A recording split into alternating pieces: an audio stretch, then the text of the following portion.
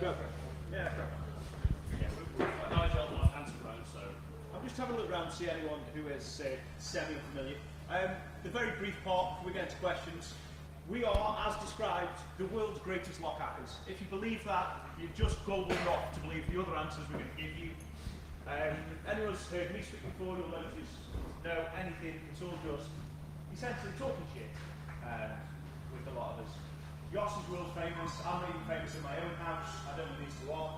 So without further ado, we'll start off with interesting questions about locks and then we'll give you answers that may or may not be true. Who'd like to start with a question? It's actually interesting to get us going, just a question. Who's the question? Man at the back, Richard, how are you? Don't sit in the back, I have to Old walk. dude coming in. Thank you. So, what's the cleverest thing you ever did? Sorry? Yes. Well, Nigel just followed me. Nigel, please answer.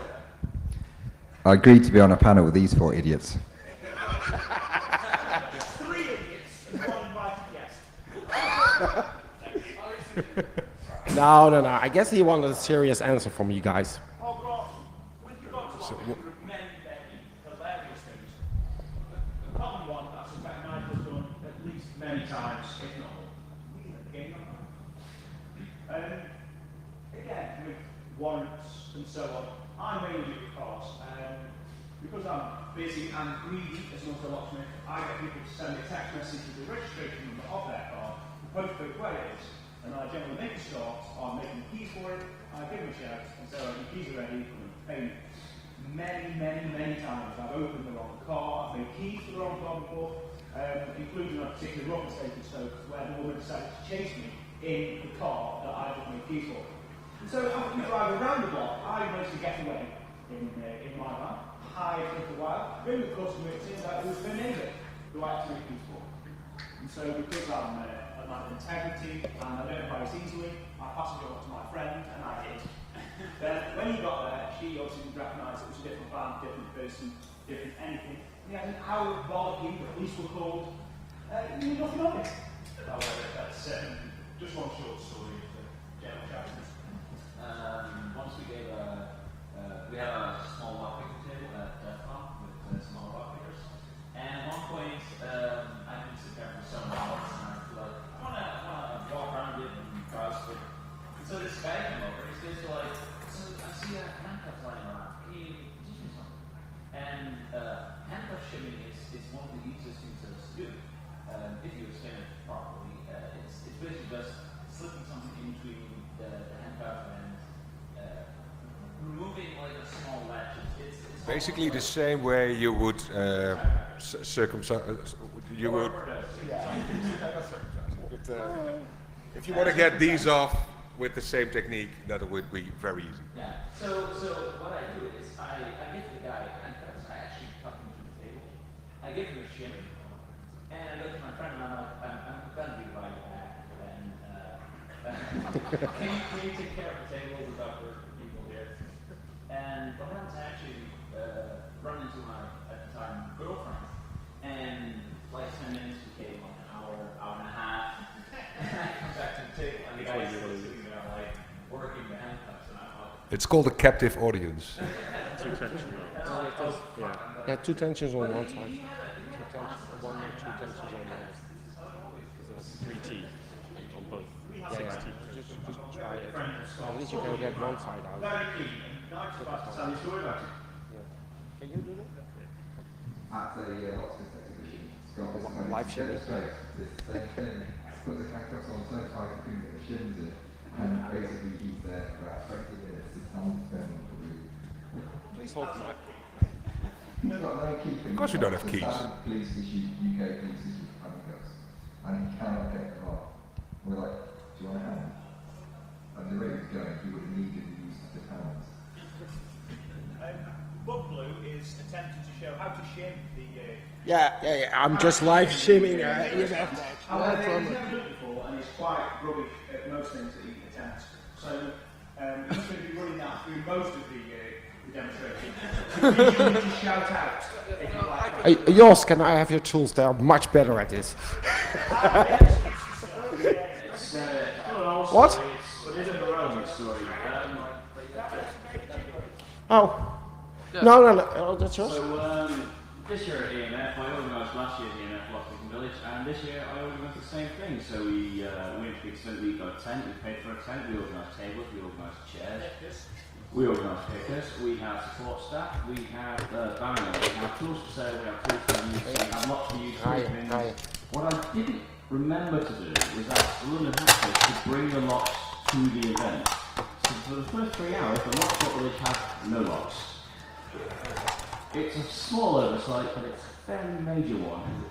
So within the last 3 days, that's the work. So come on, there must be more. On a related note. Yeah, there must be more questions. Please. Very quick related note.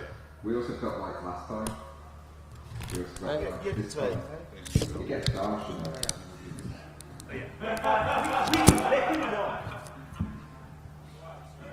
This is going to be going on for hours. Feel free.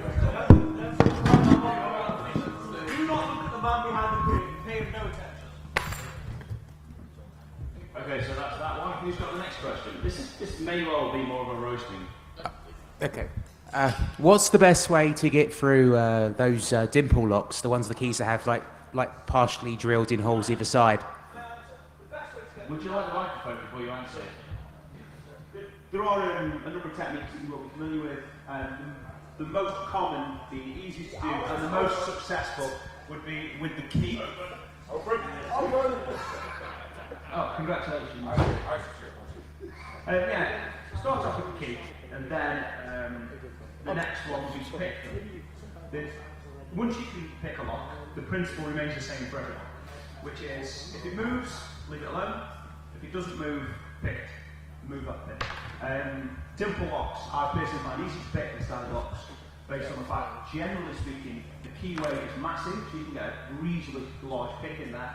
And because the keyway is sideways, the pins are generally shorter. So your range of movement is smaller, and the tolerance is quite good, and generally have spool pins. All those things combine to make quite a lot of dimple locks a very easy, predictable pick, which you know, at multi-lock Garrison, the most popular. A known lock I can pick in maybe 10-20 seconds. An unknown lock, the longest for about 5-6 minutes for a lock I can see before. Nigel's of a similar speed, I believe. Yeah, they don't pose massive amounts of problems, to be honest. However, the keys look interesting. Dimple locks are really coming under attack at the moment because a lot of manufacturers won't have we can go to dimples because they're complicated. Brilliant. And they're exactly the same, but you can paint the keyway because people haven't done that before. So they've gone from being that way to that way, and you can paint that. They put magnets and stuff. But there's a French locksmith who's bringing out tools basically opens all of us very quickly. So I think that the class of high security can be disappearing pretty quickly. Okay, so next question. So if all locks are pickable quickly, by the sounds of it, should we just get rid of all the locks and just go for bolts? Or is that equally vulnerable? How do you win when you're outside? Would you Recording. No, I'm a home bird. You're a home bird. I think No. the most difficult lock to pick would be a couple of slide bolts from the inside with no letterbox. I don't know how to do that. Maybe drill a hole through the door and poke at it with wires. Oh, of course you can. Essentially, no one's really going to pick locks to open them, as in to break in. We pick locks for sport. There are some cases of people picking locks to get in. It's worth having a decent lock, as in something that's bomb-proof or at least bomb-resistant. It's as simple as that, really. No one's going to really pick the lock to get in, unless you're a targeted person, at which point there's no point worrying about it. There is one. Give me a call. That's what I asked. His name is Warren Rockley, available 074. Just scan the QR code. Last question. Exactly. Door Mr. DJ. bolts. You can get past them. One of my favourite tricks on warrants is to open the door which is bolted, then leave it bolted again when I leave through that same door, which really must screw with the heads of the people that I've done it to. But that's Is this just the door without sometimes. letterbox? You don't believe a word I say. I'm that good. Indistinguishable from magic. I'm assuming somebody can't differentiate between bullshit and Sorry, reality. he's still talking. Part of that was bullshit. Next question. Next question. The pretend DJ Right. in front. Hello, pretend DJ. You don't have to mime. Stop miming. You're not on the radio now. Come on.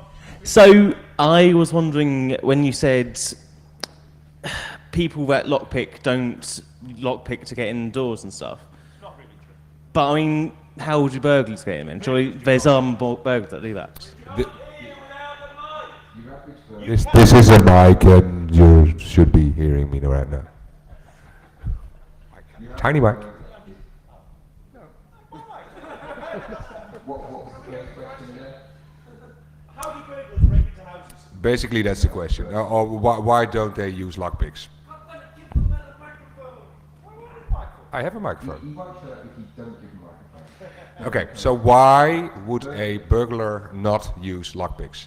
Because an average lock on a front door, if it's not stupid cheap, will take some skill to actually open it. So you need to put in the time to learn that skill. And then it's probably, well, these guys, that's all they do, so they practice a lot. And allegedly, yep. And if you are a complete novice and you want to learn enough lockpicking to, well, kind of consistently open those locks, that takes a long time.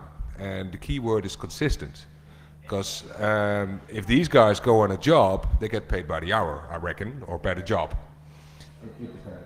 Well, I mean, if you show up at a door and it takes 5 minutes or 2 minutes, that doesn't really matter. And every now and then it takes 45 minutes, I reckon. Exactly, Yeah, if you're trying to rob a place, being on your knees in front of a door you're not supposed to be at for 45 minutes, that's going to be a problem. There are, About 5 times for extra tools. yeah, and of course there are other ways to get around it. I mean, a good locksmith will try to open your door without any damage, not even to the lock. If you take a big old drill out or just make a big hole or go through a window, that'll work. Because these guys won't do that, because that's extra cost for the client. But a burglar, well, see if he cares. I mean, he's going to rob you anyhow, so that's an extra door for you. So this is, for a burglar, this is probably the least efficient way to get in. Does that answer your question? Let's be honest, Yeah. how many times have you heard a weird noise or a bang or a crash or a lock? Okay, let's have a show of hands. How many people have heard alarms going off at night? How many people have bothered to investigate? Exactly. There's no point trying to walk for a burglar, trying to pick their way in. If they boot the door in and don't worry about the alarm, no one's coming in. No one's picking their way into a house. It's not the quick way in, it's not the efficient way in. No normal burglar would. Yeah. And that includes bumping. Basically, for now, that answer is probably a yes. Yeah. I've suddenly breaks into houses quite a lot with warrants and things, and I do pick locks. When they don't go quickly, you are sort of sat there, even though I've got the forces all behind me and hopefully 2 guys as well, just to make sure that no one throws me around the back of my head. It can get really hairy, and that's broad daylight. You've got permission for the door. You're thinking, well, come on, we want to get in here. We know the guys are going another. Let's get in, get out. You're driving for a long time. The amount of stress that puts on you. Yeah. To do that as a burglar, when the drone's going, you find coordinated burglars. You do a lot of that feeling. As a burglar, you have to be stone cold to be able to do that on the door. Or stoned. Yeah, I mean, one of the closest things you'll ever do to being a burglar as a locksmith is mental health warrants. Slightly different from utility warrants in that you have an appointment, usually noon. Why noon? I don't know. With the police, and you turn up and open the door of someone who has mental health issues with mental health nurses and so on. You've got to open it quickly, quietly. Otherwise, the police just smash it in. Quickly, quietly, and as efficiently as possible. It's the closest you'll ever get to being a burglar, and it is terrifying. I've done a few. I hate them. You need to be in a couple of minutes, and so they don't mind. You shouldn't really damage anything, but the stress and the adrenaline is unbelievable. It's terrifying. Now, I've got some burly coppers behind me and a nurse. If I was trying to break in for nefarious purposes, I personally don't think I could do it. But to nip back to your bumping question, let's imagine all of us, we're asleep. It's night time, and all of a sudden you hear this. You'll notice. Yeah, bumping, not if you're in particular. There are faster ways in. Yeah, there are faster ways. Also, it takes a lot of skill. I mean, there have been locks in the lockpicking tent, easy locks. Nigel's picked it up, been there a few minutes, got fed up. John, me, I'm not mentioning any tri-circle locks on dated Lou doodahs. Sometimes they're a pain in the arse. Now, if you're a burglar, there are more consistent ways in. And generally, through the open window that you've left, or the back door that's been broken for 6 months, or any other speedy method. One of the if you think that you are a target, a person of interest or high value, then you need to get your security looked at in a different way. People going, oh well, you know, someone just break the window. If that's not acceptable for your situation, you need to invest in your security. Most people don't. They leave £2 lock on the door that the stair when you're in, that 15 people got keys for, and then they wonder what they get those. Well, to get back to that bomb key question, normally I would say burglars won't use that because you need a shitload and they break and that's hard. But if you live in a new builded or in a flat with all the same locks, because you are not allowed to change it because all the tenants have to have a key that also fits on the front door, you all have the same brand and type of lock. A bomb key would work for the whole building. So in situations like that, or in a completely, if there's a, what is it, buurt? If there's a new build, a ton of buildings, well, if that's the same contractor who put the locks in, they're probably the same. So then, if you move into a building, first thing you do, change the locks. I don't care how good the locks were that were on there. Just swap them, because you don't know how many people have the locks, or actually the keys for their door.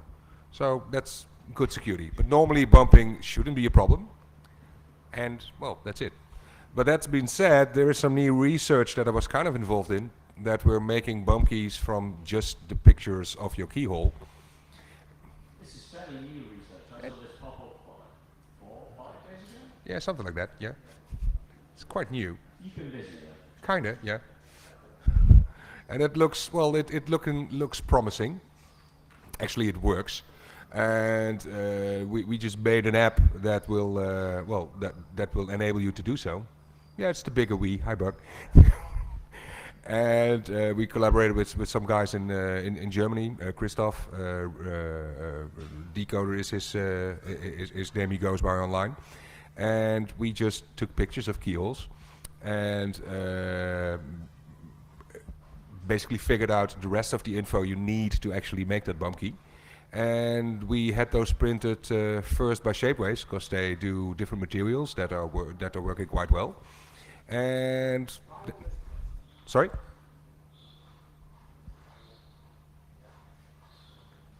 I'm not doing anything. We don't want you to speak, that's fine.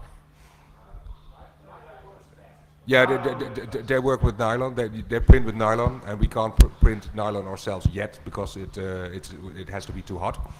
We're working with other materials as well, because it's an ongoing process. We've just been doing it for a couple of weeks, but it's cool. And we will not be releasing that app, but we're not. Nope. That's correct. Not at all. A brief something to add. House security, commercial security hasn't really moved on much at all, ever. However, car security have moved on a lot. Cars are extremely difficult to steal. What aren't extremely difficult to steal is car keys. And so, as you go home tonight, have a look on your drive. If your car is going to steal it, your house is likely to be broken into. In particular, if you have a nice car, something that is likely to be sold forward, so last security upgrade I did is for the owner of an M3 CSI. Very nice car, very rare, aren't many in the UK. If I want one as a criminal, I'll pay someone else to steal it. His house was appalling. So if you have a very nice car, odds are someone will break into your house to get the car keys. If you're going to look for a nice car, spend the extra, have a security professional, not a joiner, have an actual proper security professional come around, and make sure that when you're asleep at 3 in the morning, you don't wake up to an angry man with something sharp pointed at your face asking where your car keys are. Just as a small aside for security, I'm sure we have more questions. Well, if your security's crap, leave the car keys on the table. Don't leave them on the bedside table because you will meet a man who wants to know where those keys are. Yeah, if they get the keys before they get to you, sometimes that's a good option. I think we've basically covered that question. I think we've got another question coming up. What's the oddest thing you've made lockpicking tools out of? Playing cards. That's one of the basic things. In fact, I didn't see it 2 years ago. One of the lads, about 7 years old, said, "Is it true you can do lockpicks? Can you pick lockpicks?" Yeah. So that's one of the girls who sat at the table, which she got one. Made a lock for him, picked the lock he was holding, handed it back to him and said, "Yeah, take that out." Play-Doh and Fields, man. Probably a solar model. I've made toothpicks and a tensioner out of a bra underwire. They're quite wide, are they? I get them fairly regularly. We've been able to pick locks. Some people are very light sleepers. I got when I was on stage at some tinier venue, I could have been drunk, I'm not quite sure about that. Somebody asked me, is it true that you can pick handcuffs with a paperclip? And I happen to have a paperclip of a size that should be doable. And, well, of course I had handcuffs. It's a demo. So I just clicked them on. I was like, that's probably not a good idea to do that on stage. So that was kind of stupid, but it worked out, yeah. I've also the Nope. weirdest thing I've seen, going out fairly well, but only online. Digital Blue picked a lock with the stem of a banana and then bumped it because the same banana was frozen. So that's probably the weirdest. Yeah, that was at 101, was that right? Yeah, that was basically a challenge with who can have the stupidest lockpick ever, and he said, "I'll open the lock with a banana," and he did. More questions. You mentioned that vehicle locks are much better than house locks. I mean, what's the future, and what can we apply from vehicle locks to house locks? The reason vehicle locks are better was due to certain areas in the UK, Manchester, Liverpool specifically, where people drove cars that they didn't own, which takes us back to tool rules, don't pick locks that you don't own without explicit permission. Okay? And insurance companies spend lots of money on transponder technology. Modern car key technology is now prox keys, proximity keys, where when you have the key on your person, the car will start. It locks when you walk away and unlocks when you walk to it. The problem is, how do you know your car's ever locked? Because you don't. Every time you come to it, it's unlocked. You've never seen your car locked. Unless you leave your key far away and walk back to the car, which by the way is a security risk if you do that. With regard to domestic locks, personally, Nigel will no doubt have a different view, but I personally think domestic locks aren't going to move on much, if any. They haven't moved on in the last 100 years, they're not going to move on in the next, because they work perfectly well. There's no need for complicated electronics. I make a really good living on the fact that car locks are always knackered, and people lose keys. What car do you drive? Next. What year? 2003 Mark 4 Golf. Spare keys for that. Lost keys, 250 quid. Spare keys, about 160. Your front door lock, I would say no more than 10 for a spare key, 100 quid max for lost keys. If every time you lost your keys I was £250 from you, you wouldn't take the technology up. I can't let people buy a 30 quid lock. 250 quid's never going to happen. Based on that, same what people always have. For these prox cards, I met a girl once, and she lived in an apartment, but that was on the ground floor, and her parking spot was right in front of her door. She left her keys in her coat pocket, and her coat was at the coat hanger, which was right beside the door. Her car was never locked. She didn't know that. Well, nobody can steal it, because they get... Yeah, but you can get in it. Out the car park, and then it locks again. And you sat there trapped, because they get locked. Yeah. You got trapped in until someone rescues you. The other reason that car locks are also happy is because generally how you can change a house compared to a car, and the lock comes with the car. You get the 2 keys to change with the car. You're hardly happy. It's not like you're getting paid out 300 quid to get it home and having them all kicking about. And they've got no reason to keep it. Oh, they could. Buy a second-hand car of high value. You probably should make sure that you only have 2 keys that you own. That the other one's still programmed in. But on a front door on a house, as I said, if someone said, well, that's £500 to change that, you just knock your head. There's no point. There is a problem with rentals. We don't own them, that's fine. A decent rental company will enable what's called fleet mode on their vehicles. So factory keys, generally 2 remotes, 1 spare key. What you'll find is that the key program is locked down from the factory. It's supplied as decent rental company. Enterprise will have fleet vehicles. It's supplied with 3 keys. They retain 2 keys and give you 1 key, and there's not an accidental chance can anybody remake the keys. They just will not program it. Modern vehicles will not play. And so it's very difficult, even for me, very difficult to put new car keys into rental vehicles. Generally, you take the ECU out to put them in that way. Well, generally, your follow-up question very briefly.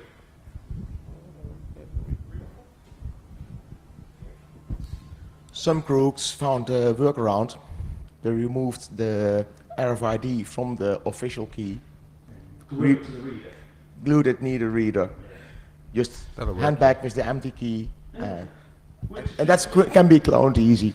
There are remote start applications for your car alarm, which will avoid your car insurance, where you take the transponder from a working key, you put it into a box, which is hidden under the dashboard, has a reader coil and a small transmitter coil with amplifier, so that you can remotely start your car. If you ever have one fitted, make sure the man understands where to put the remote and mobilize the switch, because otherwise you'll hit the button, your car will crash through your own front wall, you don't get covered on car insurance, and you don't get covered on home insurance. So a small aside, not that's ever happened twice now, to people I've actually got. Another thing with the proximity keys of a lot of the range in which they work is really wonky. If you park in a parking garage, it might actually generally be signaled in such a way that that maybe on the left side of your car locks after you walk 2 steps, and on the right side of the car it may actually take several meters. Beyond that, for a lot of transform keys, there's also what's known as sort of a relay attack. It's basically somebody will just stand next to you in the elevator and will basically have the communication relayed to somebody that's standing next to your car. So whenever they try and open the car will ask, are you the key I was looking for? And that will get relayed to the guy that's standing next to you. Okay, so we've got 5 minutes left, so we're going to go with quick fire questions now, so none of this half an hour stuff. I've got kind of 2 quick, kind of one slightly irrelevant question. It's about sort of rental houses and stuff. Do you ever get problems where people rent a house out for 2 months and just clone the key and then come back in and break in? And then the second part is about sort of 3D printing and stuff. Do you reckon when you get sort of cheap 3D printing of locks, it's going to be sort of, I guess, accurate, homogeneous kind of pin sort of size and stuff? Is that going to take away from picking? And then, are you going to be able to have 3D printed locks straight from the manufacturer, and then you can check it and then they can send it back? Okay, so the first part was renting houses and spare keys. Change the locks. Exactly. The same conversation was from yesterday who said they weren't allowed to change the locks. Just change them and take them to the estate agent. I've got the keys, they're the new locks. And the second part was 3D printed keys and... 3D printing locks, that was. 3D printed keys, yeah. 3D printed locks, no. About the rent apartments, a friend of mine has to move out quite a bit often because he took a short-term rental agreements. What he basically did, every time he moved in, he removed the locks that were technically owned by whoever rented in the apartment. And he bought his own locks and he just traveled with his own house locks. So every time he went to a new apartment, he just replaced all locks and he knew he was the only one with keys to that set. And the fun part with that is if you're moving around a lot, you only have to you have to buy one set of locks because you keep on using those. Yes. Basically, yeah. Standard size. So if in doubt, and this is not advice, but just change it. Take it with you. When was the last time someone turned up and opened the door from a rented property? Many times. As Warren just said many times, that happens. All the time. The other thing is the lease or rent agreement often says that the landlord has to have a key for inspections and things. I suspect most people would rather have a few hours notice of that. And if it just so happens that the landlady turns up, tries the key and goes, oh, it doesn't work, then phones you, you come back, open the door. This, someone hasn't Swap the lock, yeah. legally she can. Well, a couple more quick fire questions while we're quick firing. Yeah. Very simple thing about rentals. Your hotel room is also a rental. Yes, it is. Next question. Was just wondering. You again.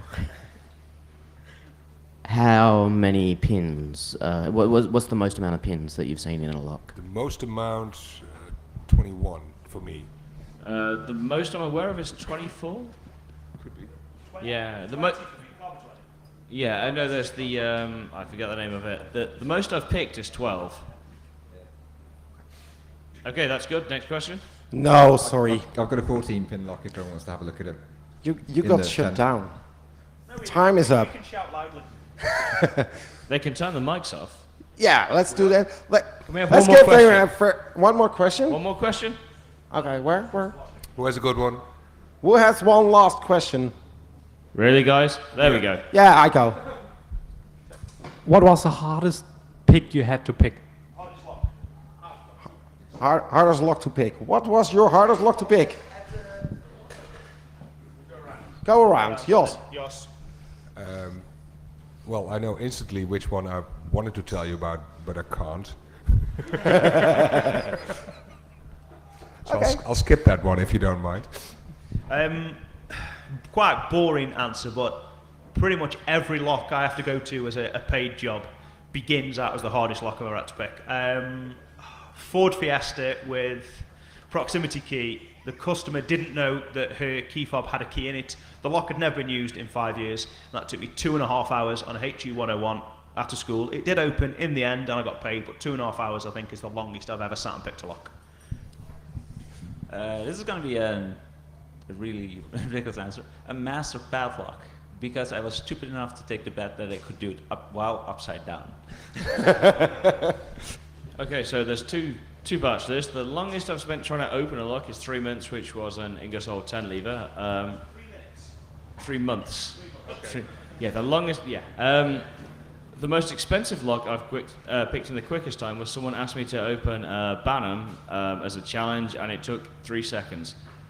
That was a complete mistake, but it still opened, and anyone from London's probably seen them. They're the dimple picks with the holes all the way through. They're not as safe as you think they are.